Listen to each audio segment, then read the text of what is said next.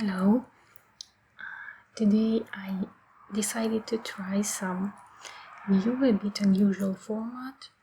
I'm going to coloring the picture, in this case the mandala, and I'm going maybe to tell something about myself or just something which comes to my mind. So I hope that this will be interesting and relaxing for you. You know, I remember that during the whole of my life, I loved not drawing or painting. I could draw, but most of all I loved coloring, and that was much earlier than anti-stress color books became popular.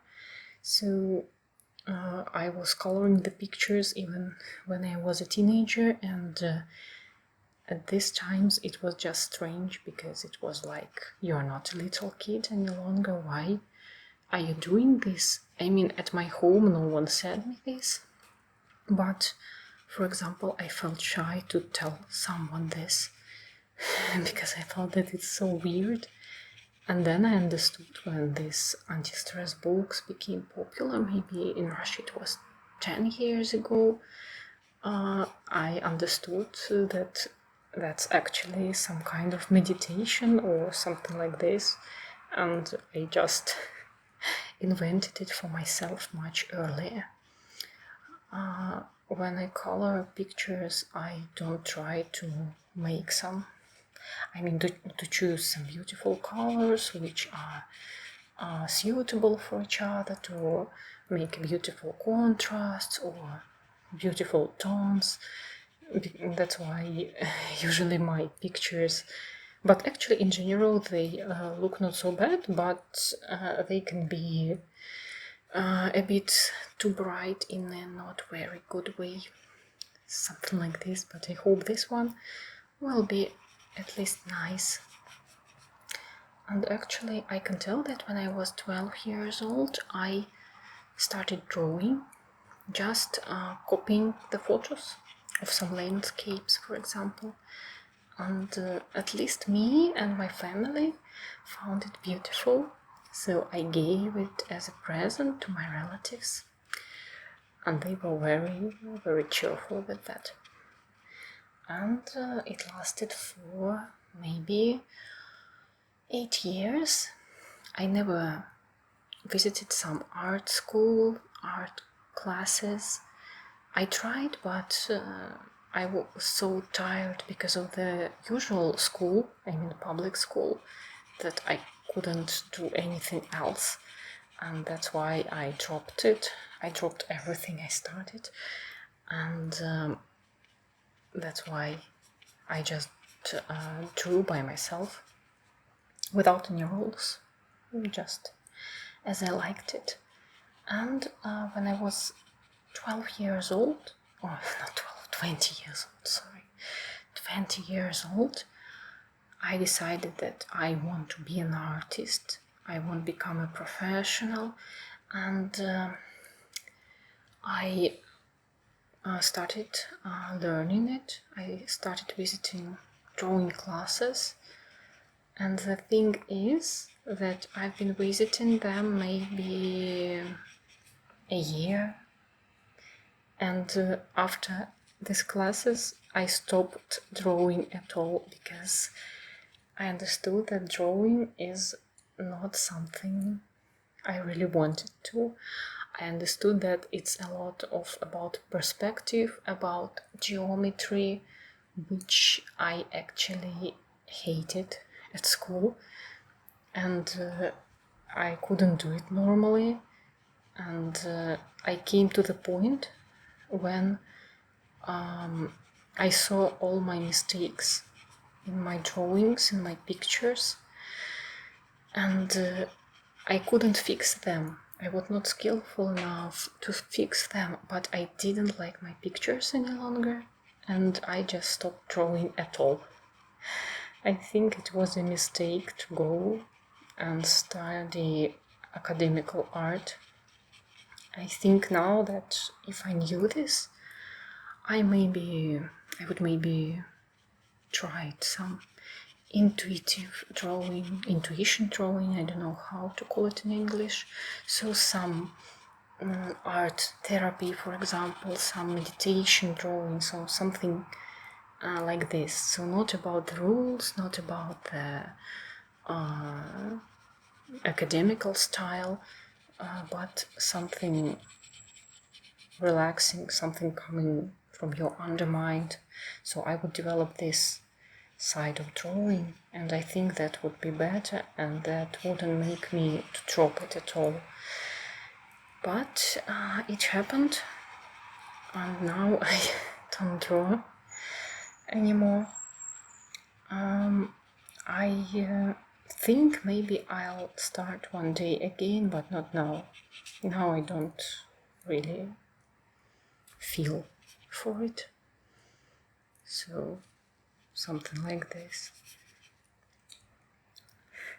I remembered a story now, how I fall in love the first time in my life. It was when I was a child, and that was the guy from the neighbor block of flats. Boy. He was 1 year older than me, and we knew each other from my 4 years old and to my 8 years old. And when I was 8 years old, I couldn't really understand it.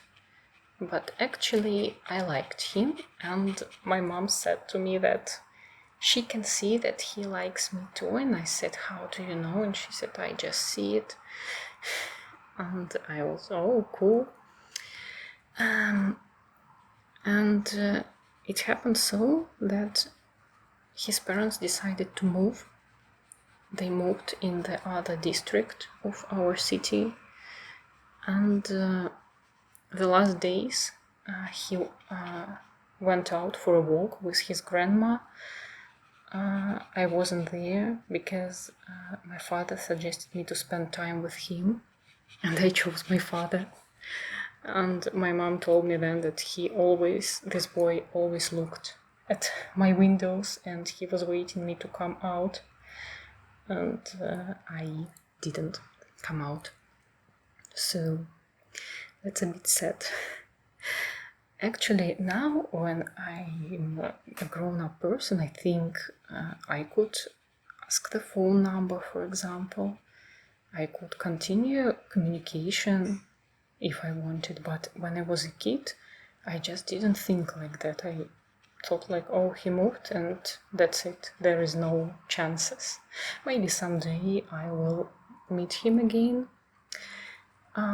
But then his family and he moved to Canada, and I've never seen him again. But when he left, I felt my love to him, my fall in love to him so strong. For 3 years I was dreaming about him. I've been dreaming about him, and how I'm going to be his wife, and he wanted to be a hockey player. He said to me when we were 8 years old kids, he said, I'm going to be a hockey player. He did hockey, and very seriously, and I was so it was so unusual for me that he knows what he wants to do in such a young age, because that never was like that with me. And when I was a teenager, my grandma or my mom, she met his grandma, and his grandma said that he became a hockey player in Canada. The thing is that I don't know even I suppose I know his full name, but I always called him with the short version of his name, and so my parents did, so everyone did, and of course I don't know his last name, and my family don't know too, so I can't check where he plays or something. And once his grandma said that he came to Russia, to our district, and she said, I'll tell him to walk a little nearby your house because of me. But that's it. I didn't meet him, and I don't know why I just didn't said, oh, we could meet. That's so interesting. We could talk. No, I don't know how old I was. I think from 15 to 17. Maybe I was so shy and something like this. I just even didn't think about that. I can't say that I regret or something because now I'm okay with my personal life, but when I hear, for example, that kids can't fall in love, I remember myself, how I was in love with this boy for 3 years. I thought about him every day, and I don't believe this. I don't believe that kids can't fall in love. I did it personally. And then I didn't want to have relationships when I was at school. I was a very serious girl, and I thought I want a family, I want a husband and kids. And I looked at my classmates and, in general, guys at school, and I saw that it's not serious. I saw the couples in our school, and I saw that they just date and break up in 1-3 months, and I understood that it is not what I want. I wanted serious relationships, and I believe that it's almost impossible to build them when you are teenagers. And maybe I'm right. Of course, I guess there are exceptions. I know these exceptions, but I think in general it's like that. And I don't think that actually someone would date with me at school because I wasn't popular or something. I was a strange, nerdy girl who actually was nerdy but had bad marks because I love study, but I didn't like school at all, and that's why I had bad marks.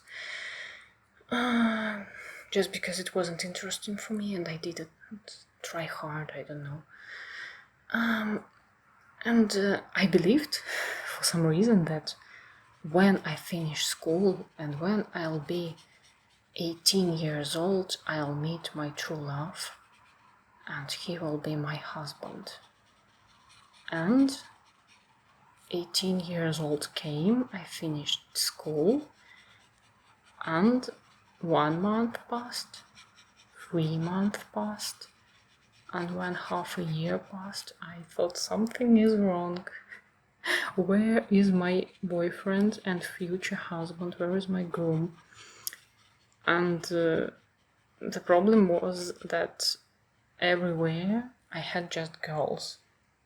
All my friends were girls. I can't make friends with boys, by the way, because I don't know, I'm not really interested with friendship in guys, and if I like them enough to make friends, I fall in love with them. I can't just make friends with guys. So all my friends were girls. They also didn't have relationships. No one, really. They didn't have brothers. So these brothers, which they didn't have, they logically didn't have friends whom I can meet with. I studied history of art in the university. That's a very, very female faculty. Usually each, how to say it, for example, first course, second course, third course, each course had just 2-3 boys. One was very weird, one was gay, and one was already with girlfriend or even married. Usually to the end of the study he had a kid. And actually I like tech guys. and I didn't want to have a boyfriend from my university, which was Academy of Arts. And yeah, I worked, but there was a woman group at my work 100%. So I had no boys in my surrounding at all. Absolutely. Yes. I didn't try some apps because actually I had my first smartphone only when I was 20 years old. And I was not really tech girl.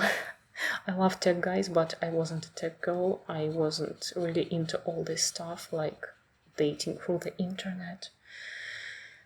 And yeah, but I wanted relationships so much that I even fall in love with my group mate, who was a girl, who I made friends with. And I understood that I don't like girls, but I just wanted some relationships. And I fall in love with her, but I didn't tell this, of course, so I just kept silence and felt jealous to her and all this stuff. It was maybe a bit less than a year. And when I was 20 years old, I felt desperate, really. I felt that my mind is driving crazy because, yes, maybe some people are okay with that, but I wanted relationships, I wanted to get married in the future, I wanted a family, and I had nothing. And then I met a guy, and I liked him. I met him, my friend, she started dating with her group mate at the university, and he was the friend of this guy, and we met at the picnic and then at the parties. I understood that I like him, and I kept silent for half a year. I mean, in a month after I fall in love with him, I understood that I need to do something because he is not going to do anything. He, I think, doesn't even remember about me. And I started texting him, asking about something I know about him, like about driving school, because we discussed it at the party and I was getting my driving license this time. Or I remembered where he lived and I said, oh, do you know about this park in your district? I wanted to visit it for so long. Wouldn't you like to make a company or something? And he did. And we walked together. It was a summertime. But just as a friend, he didn't do anything and I didn't do anything too, because I thought that boy must be initiative in relationships. So I couldn't even imagine that I can tell this to him, that I can tell that I like him. I was waiting that from him, and I was waiting for half a year. And I was so angry because now I understand how stupid it was, but I lived with these stereotypes that women shouldn't be initiative in relationships, and that made me struggle so much. But also I, of course, felt shy because I had no experience at all. Before I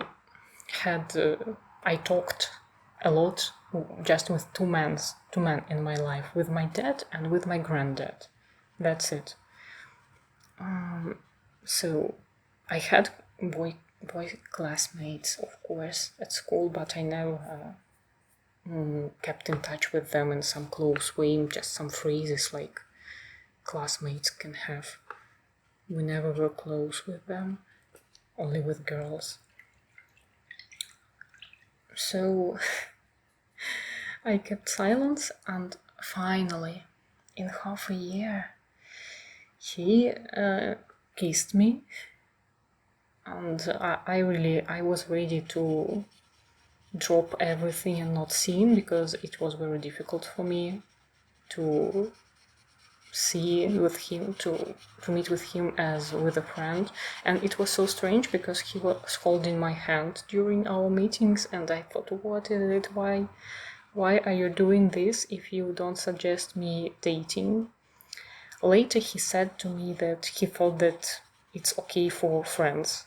I mean, if you are a girl and boy and you're friends, it's okay to hold your hands. I thought, okay, maybe, but I don't think so. No, we discussed it later, and I explained why I think that it's strange, and he understood me.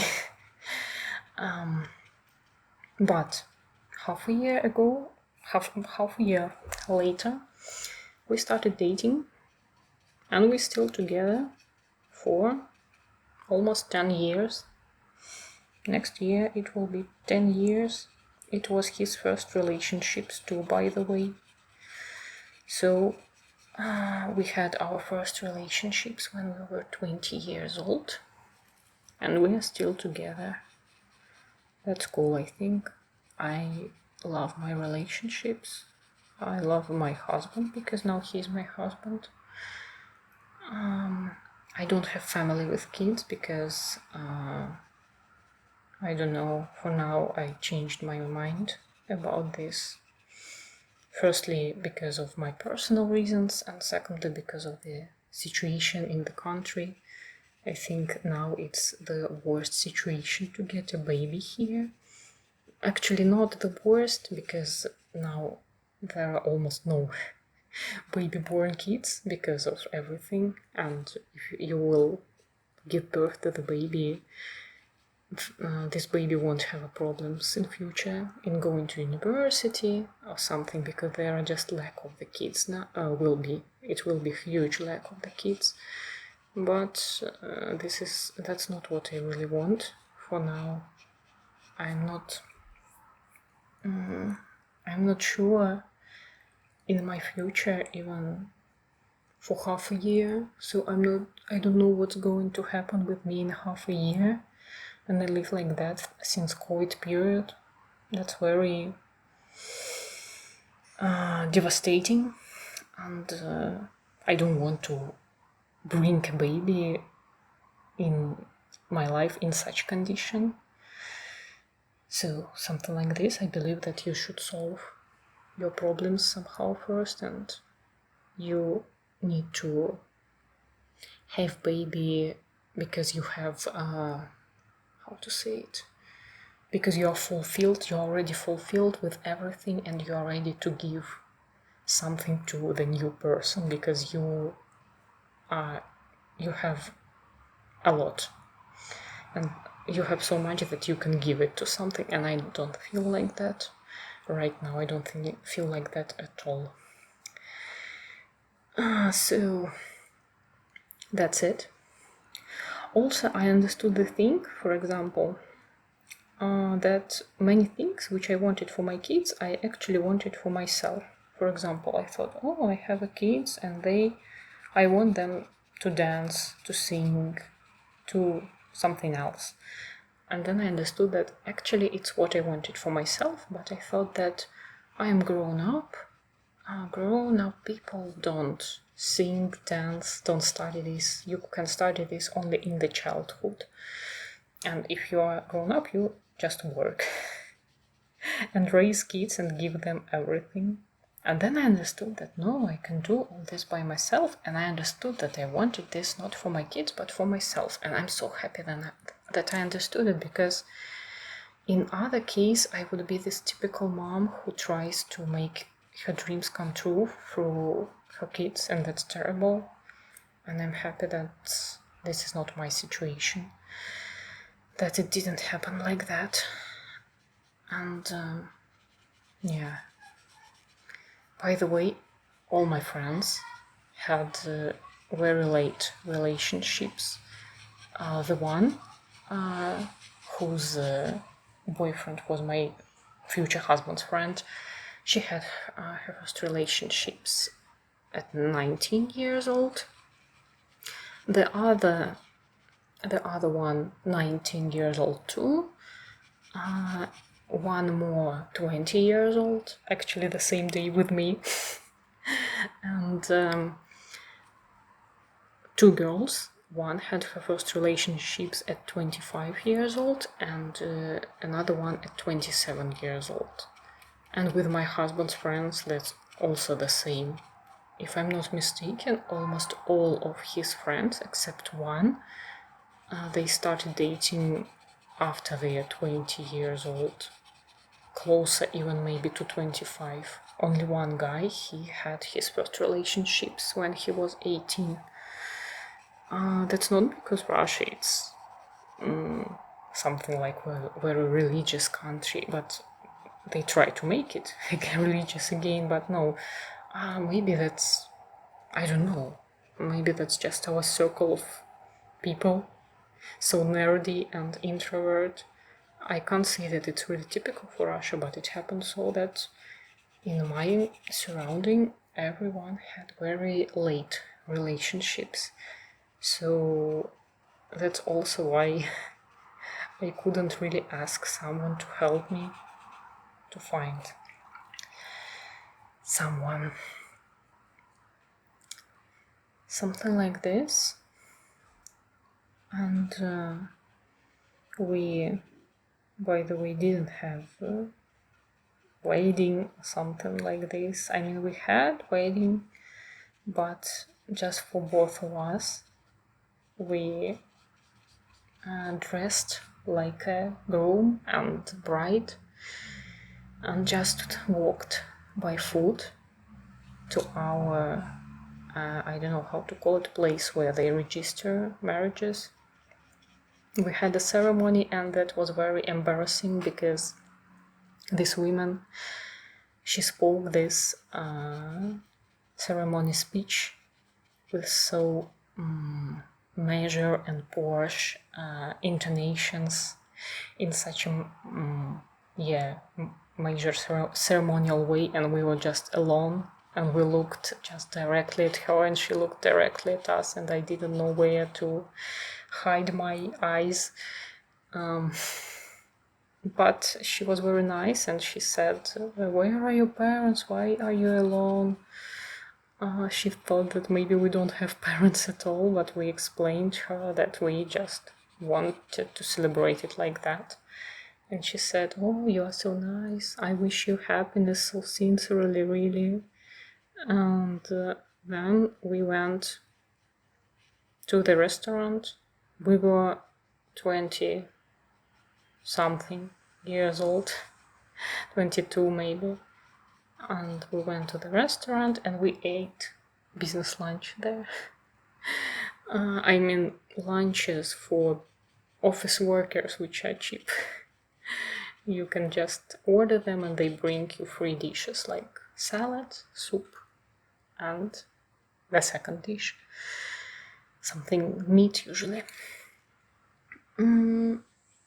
Yeah, when we were walking through the street in our costumes, some people celebrated us.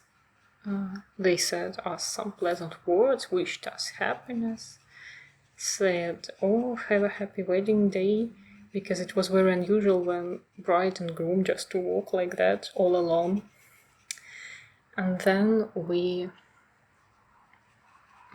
went to the cinema in VIP room.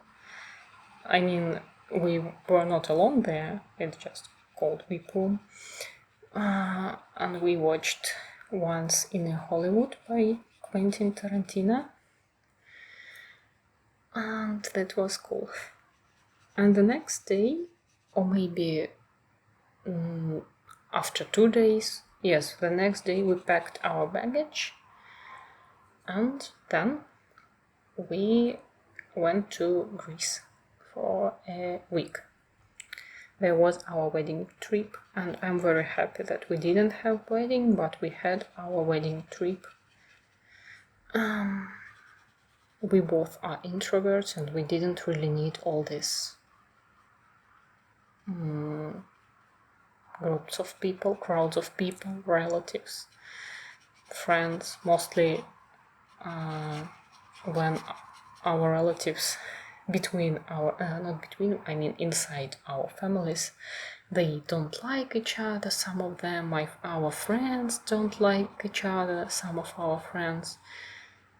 No, that would be very stressful, not pleasant, very expensive.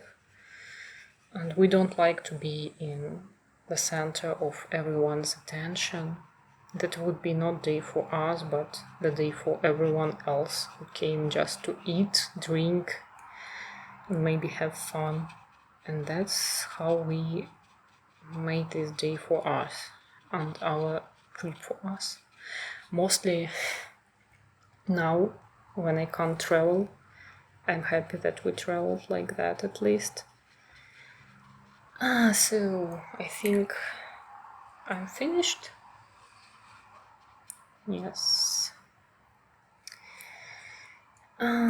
That's what I did. Don't know if you like it. So I hope that this format was interesting for you. Let me know should I continue or not. So thank you for watching and пока-пока.